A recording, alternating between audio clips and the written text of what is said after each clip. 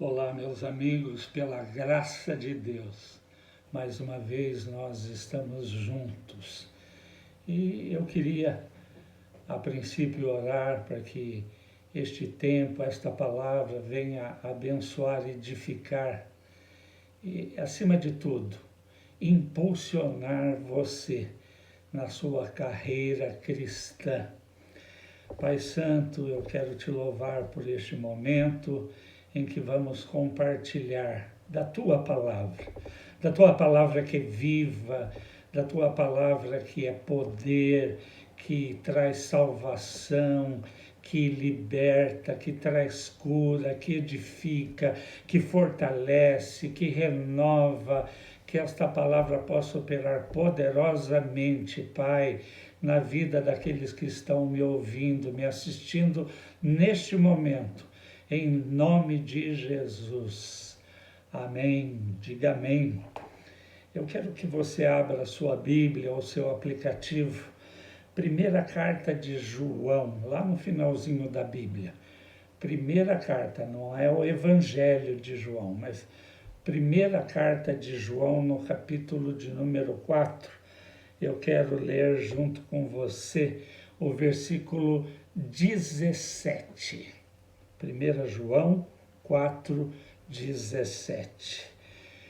João declara assim: nisto o nosso amor é aperfeiçoado, para que tenhamos confiança no dia do julgamento.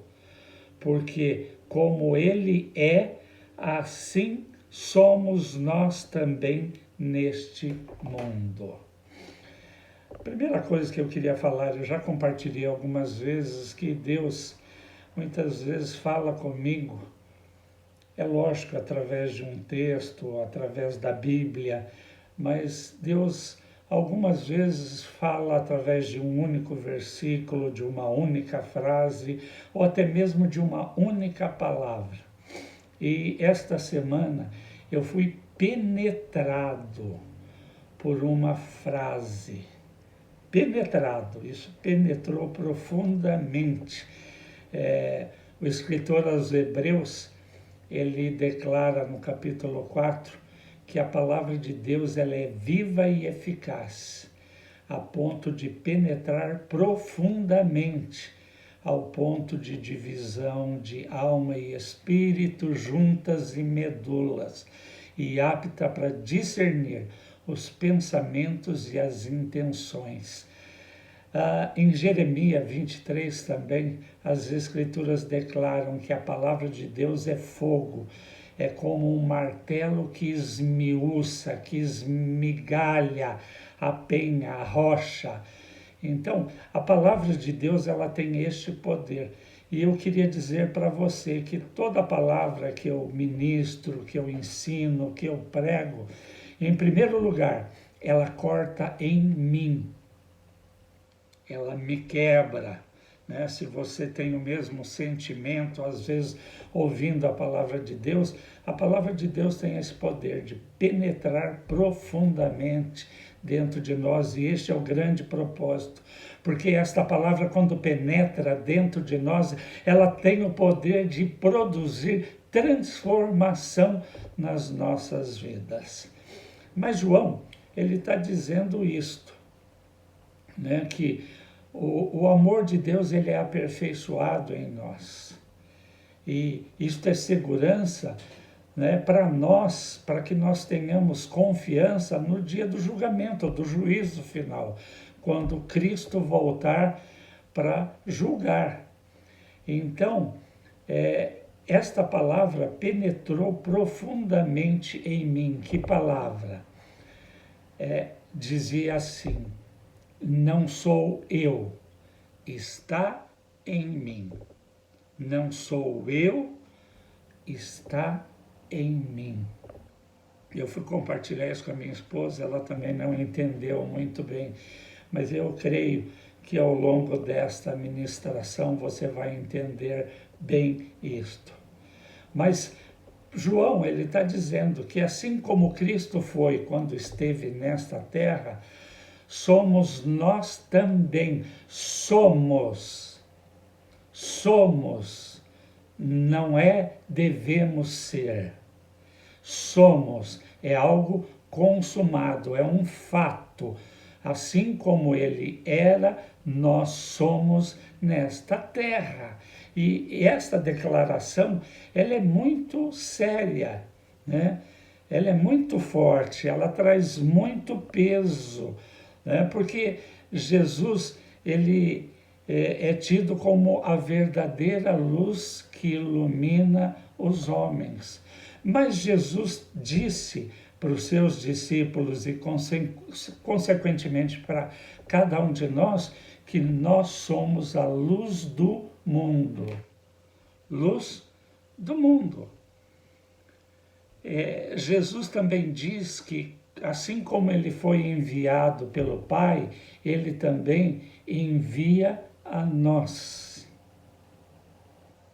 Envia a nós. Então, assim como Jesus alimentou os famintos, nós devemos, da mesma maneira, alimentar. Assim como Jesus curou os doentes, os enfermos, nós, da mesma maneira, devemos curar. Por quê? Porque nós somos a igreja do Senhor Jesus. Nós somos os continuadores. O papel da igreja é continuar o ministério de Jesus e levar salvação para as pessoas. Levar cura, levar libertação, consolo, conforto. Então, este é o nosso papel. Então, assim como ele era, como ele foi enquanto esteve aqui nesta terra, nós somos. Quando nós muitas vezes declaramos devemos ser, nós tiramos o peso da palavra. Mas é uma verdade de Deus. Assim como ele foi, nós somos nesta terra. Então, pensando com relação a isso, eu creio que nós podemos traçar um paralelo entre a vida de Jesus, o que Jesus viveu e o que a igreja precisa viver, deve viver. Eu creio que ele nos deixou exemplo e modelo com a sua própria vida, né? E Paulo, na primeira carta aos Coríntios, no capítulo 3, verso de número 9, diz que nós somos cooperadores de Deus na sua obra. Cooperadores. Nós não somos qualquer pessoa, nós somos cooperadores de Deus na sua obra nesta terra. Você e eu. Você que está me assistindo, me ouvindo, você foi chamado para cooperar com Deus nesta obra. Venha comigo agora para o Evangelho de Mateus. Evangelho de Mateus, no seu capítulo 25. Olha a declaração de Jesus. Ele diz assim: e quando o Filho do Homem vier em sua glória e todos os seus santos anjos com ele, então ele se assentará no trono da sua glória. Jesus está falando da sua segunda vinda, quando ele vai vir, vai voltar para levar a sua igreja. E o que vai acontecer? Diante dele serão reunidas todas as nações, e ele separará uma das outras, como o pastor separa o bode das ovelhas. Vai separar as nações, vai separar os povos, vai separar pessoas de pessoas. E ele continua dizendo, e ele colocará as ovelhas à sua direita, mas os bodes à sua esquerda. Então o rei dirá aos que estiverem à sua mão direita: Vinde, benditos do meu Pai, e herdar o reino que vos está preparado desde a fundação do mundo. Isso é um mistério, mas o reino para os escolhidos, para os salvos, para os remidos do Cordeiro de Jesus, o reino já está preparado desde a fundação do mundo. E é para lá que nós vamos, pela graça de Deus, pela graça de Deus. Mas vinde benditos do meu Pai e herdar o reino que vos está preparado desde a fundação do mundo. Porque eu tive fome e me deste de comer. Eu tive sede e me deste de beber. Eu era estrangeiro e me acolheste. Despido e me vestiste. Estava enfermo e me visitaste. Preso e foste até mim. Então, os justos lhe responderão dizendo: Senhor, quando te vimos com fome e te alimentamos, ou com sede e te demos de beber? Quando nós te vimos estrangeiro e te acolhemos, despido e te vestimos, e quando te vimos enfermos ou na prisão e fomos te visitar?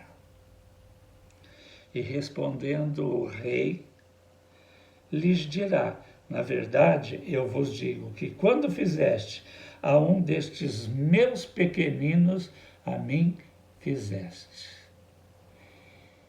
Quando fizeste a um dos meus pequeninos, a mim fizeste. Então, dirá também aos que estiverem à sua esquerda: apartai-vos de mim, malditos, para dentro do fogo eterno, preparado para o diabo e os seus anjos. O inferno, ele foi feito e preparado para o diabo e para os seus anjos. O homem só vai para lá se quiser. O homem só vai para lá se quiser, se escolher. Porque Jesus veio a este mundo justamente para pagar um preço pela nossa salvação. E a Escritura diz que todo aquele que nele crê não vai perecer, mas vai alcançar vida eterna. Então, é uma escolha ao ouvir as boas novas do Evangelho, porque Evangelho significa isso, boas novas. Que boas novas? Que Jesus pagou um preço pela minha e pela sua salvação. E quando eu creio, como o Evangelho de João declara, que Jesus é o Filho de Deus, quando eu creio e o recebo como Senhor e Salvador da minha vida, quando eu creio, como João, no capítulo 12, verso 32, declara, Jesus dizendo: e quando eu for levantado da terra, atrairei todos a mim mesmo. Então, quando eu creio que eu fui atraído na morte e também na ressurreição com Cristo, recebendo um novo coração, recebendo uma nova vida da parte de Deus, quando eu creio nesta obra, eu alcanço esta salvação. Livro a minha alma de viver eternamente no inferno. Então é uma escolha, meu querido e minha querida. Mas ele continua dizendo: por quê? Porque eu tive fome e não me deste de comer. Eu tive sede e não me deste de beber. Eu fui estrangeiro e não me acolheste. Despido e não me vestistes. Enfermo ou em prisão e não me visitaste. Não me visitaste. Então, isto é uma palavra que traz peso, que traz peso. Por quê? Porque Jesus está dizendo e deixando muito claro que todo aquele que foi salvo através da obra dele na cruz, da obra consumada, ele deu a sua vida, ele derramou o seu sangue para com ele comprar cada um daqueles que creem, cada um de nós, um alto preço. Mas ele fez isto para satisfazer a justiça de Deus, porque a palavra declara que o salário do pecado é a morte eterna. E o significado desta palavra morte é separação. Significa viver eternamente separado de Deus. É uma escolha. Então, é algo para que eu e você, para que cada um de nós possamos refletir. Então, o amor de Deus, o amor mandamento, né, é este. Nosso Senhor Jesus, ele chama por nós na vida dos necessitados, dos oprimidos, dos quebrantados, dos sobrecarregados. Ele nos chama através da vida do nosso próximo, mostrando que o que é mais importante são vidas, são alma. O meu pastor sempre dizia assim: quem ama coisas não ama vidas. E todo aquele que foi transformado por Deus através da obra de Jesus na cruz, precisa viver esta nova vida, esse novo estilo de vida. Então, o que é mais importante não são coisas, mas são vidas. Então, Deus está nos chamando através da vida dos nossos próximos, do nosso próximo, das pessoas à nossa volta. Quantas pessoas que você conhece que ainda não alcançaram esta salvação? O reino de Deus, na verdade, é um reino espiritual que vem para dentro de todo aquele que crê e recebe Jesus como Senhor e Salvador da sua vida. Então, o papel da igreja é proclamar o Evangelho, esta salvação, para que todo aquele que crer na verdade do Evangelho possa receber esta vida nova. Não uma vida isenta de problema, eu sempre repito isto. O que muitas igrejas apregoam por aí, venha para Jesus e pare de sofrer, não é uma verdade bíblica. Por isso que é importante nós conhecermos a palavra de Deus. Isto daqui é o manual do fabricante. Tudo o que eu preciso para viver a minha vida nesta terra, para ser como ele era enquanto esteve aqui, está aqui.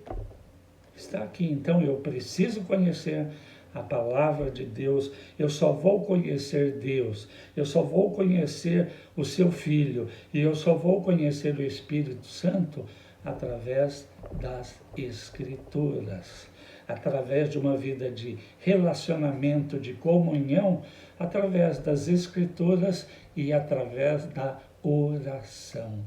Oração não é uma reza, não é um mantra que eu fico repetindo. Oração é comunhão. Oração é diálogo, é uma conversa. Oração é eu conversar com meu Pai Celestial e ouvi-lo. Né? Deus fala? Fala. Eu posso ouvir Deus audivelmente. Eu posso ouvir Deus no meu coração.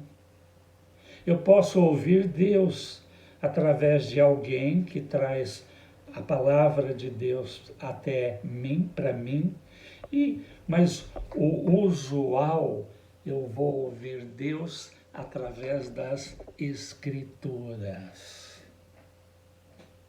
Então, aliás, Jesus, o que ele está nos chamando, realmente é uma comissão, é um desafio para cada um de nós, para todos nós.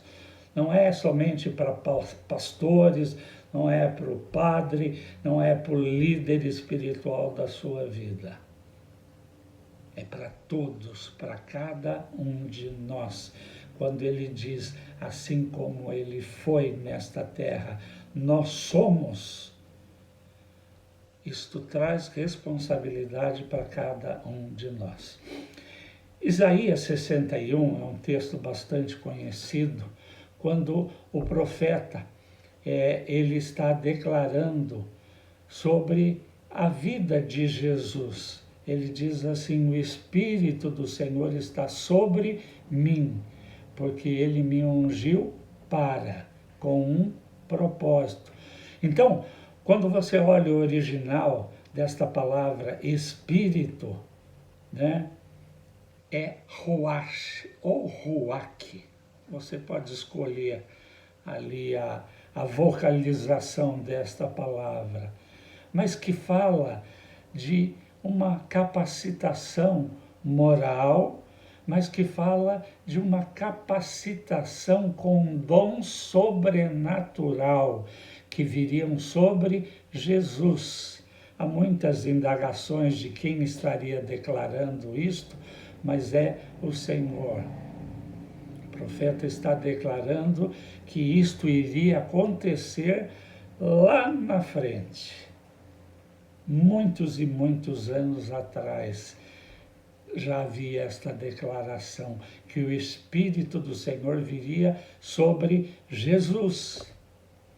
E quando Jesus veio, e quando Jesus foi até o Rio Jordão, para que ele fosse batizado por João, para cumprir, né, com este sacramento do batismo nas águas, e ele permite, embora João até questione, achando que Jesus é que deveria batizá-lo, mas Jesus fala, não, convém que se cumpram as Escrituras. Então João batiza Jesus nas águas do Jordão, e quando ele sai das águas, o Espírito Santo desce sobre ele em forma corpórea de uma pomba.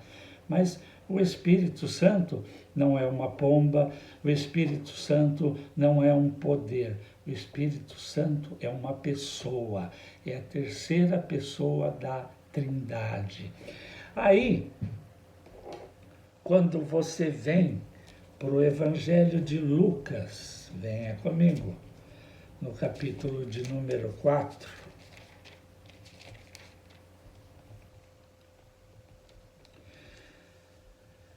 Jesus ele declara assim no verso 18, Lucas 4:18, o Espírito do Senhor está sobre mim, porque me ungiu para, com um propósito, pregar o Evangelho aos pobres, aqui é pobres de espírito, né, aos simples. Poderia ser um pobre literal, mas também para os ricos. Mas é o pobre de espírito, para o simples, para o humilde, né?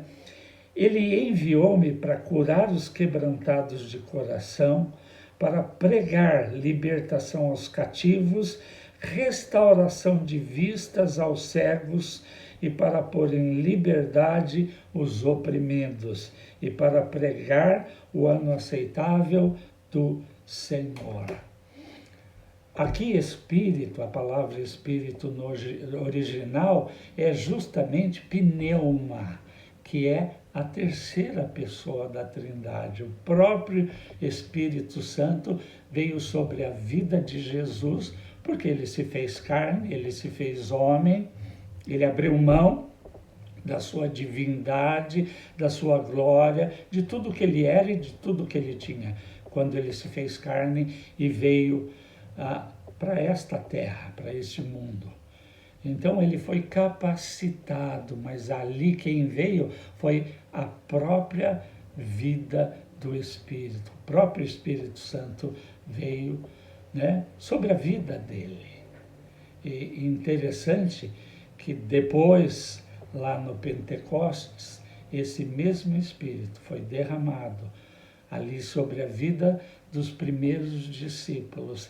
E ele é derramado sobre a vida de todo aquele que creu e que recebeu Jesus como Senhor e Salvador da sua vida. Aquele que nasceu de novo. Ao longo dos evangelhos você vai ver isto, no livro de Atos, ao longo das cartas de Paulo, você vai ver que o Espírito Santo habita na vida de todo crente em Jesus. Ele veio habitar em nós. Paulo fala na carta aos Coríntios que nós somos habitação de Deus pelo Espírito, ou no Espírito Santo. Então, é uma capacitação que ele recebeu para poder fazer e cumprir tudo aquilo que ele veio fazer e cumprir nesta terra.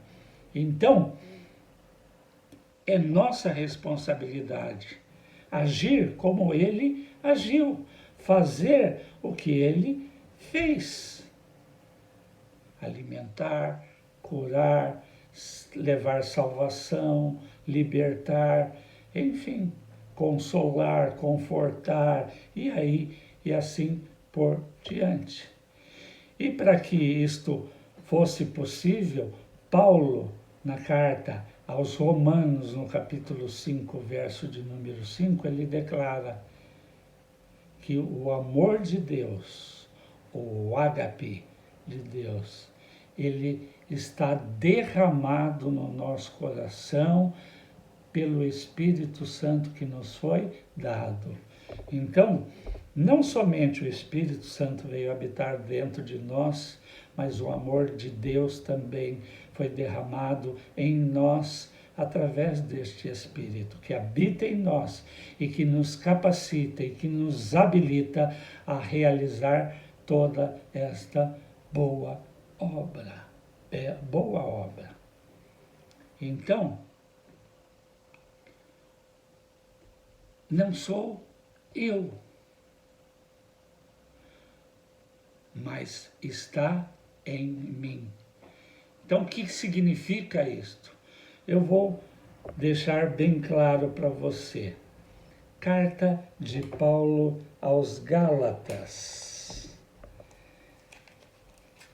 Assim como eu no princípio também não entendi muito bem, e o Espírito veio e me mostrou, eu quero mostrar a você. Gálatas capítulo 2, verso 20. Olha a declaração de Paulo. Estou crucificado. Estar, significa um estado. Estou crucificado com Cristo. Não obstante, eu vivo.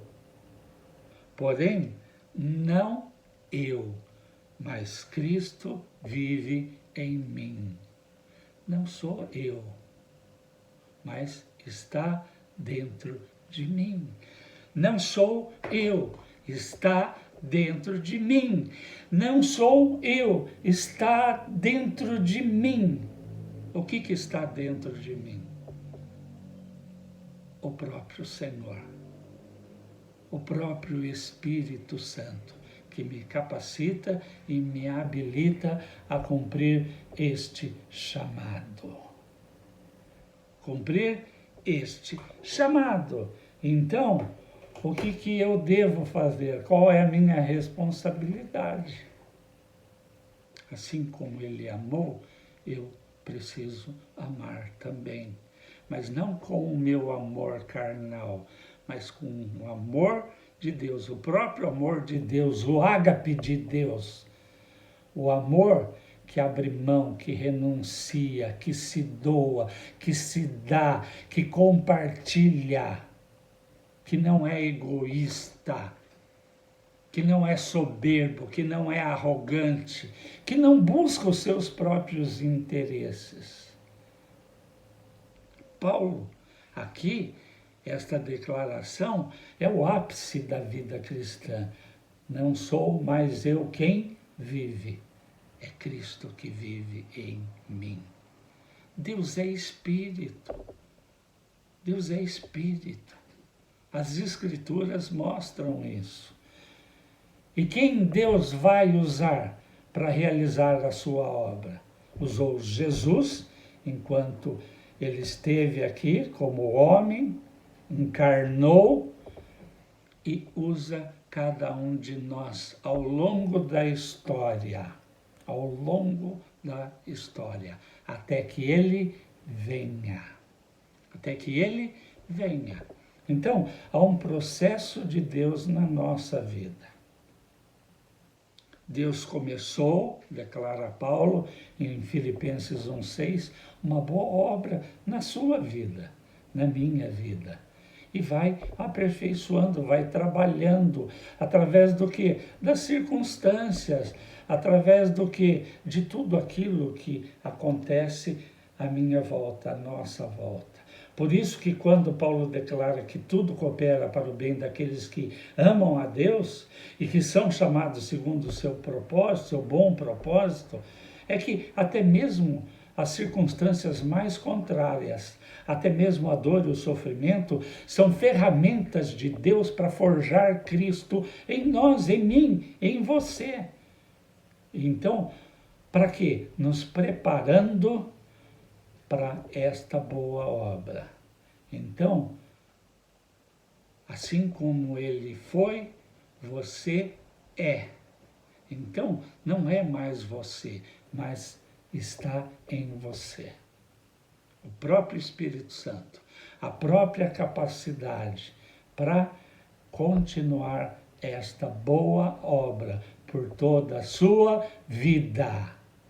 Por toda a sua vida, em nome de Jesus. Então, eu não quero ser encontrado faltoso. Como eu falei, a palavra corta primeiro na minha vida. Eu não quero, naquele grande dia, né? As Escrituras dizem que os que estiverem vivos vão ser transformados. Os que estiverem mortos vão ser ressuscitados. Mas todos vão estar diante do tribunal de Cristo. E ele vai separar ovelhas de bodes, justos de injustos. E eu não quero ser encontrado faltoso, como eu sei que você também não quer. E eu sei que Deus tem aperfeiçoado esta obra na sua vida, e você é. Você é como ele foi. Porque não é na sua força, não é na sua capacidade, entenda isto.